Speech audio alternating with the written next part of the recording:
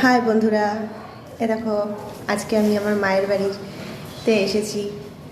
আমাদের মায়ের পুরনো বাড়ি ছিল, ঠিক আছে।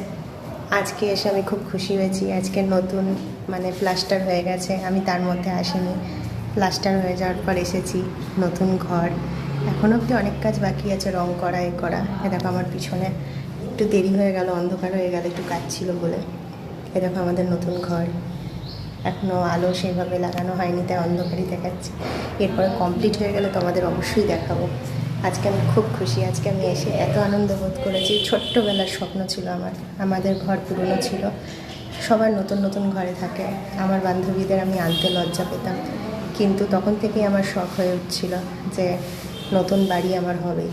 এবার ছোটোবেলার স্বপ্ন যখন পূরণ হতে থাকে তখন তো খুশি হবেই। এর জন্য পুরোটাই আমার মায়ের কৃতিত্ব। আজকে মা তিল তিল করে কষ্ট করে আজকে বাড়িটা কমপ্লিট করছে। এর জন্য সত্যি আমি তার কাছে অনেক কৃতজ্ঞ। কিন্তু অ্যাকচুয়ালি সাকসেসটা কিন্তু আমারই।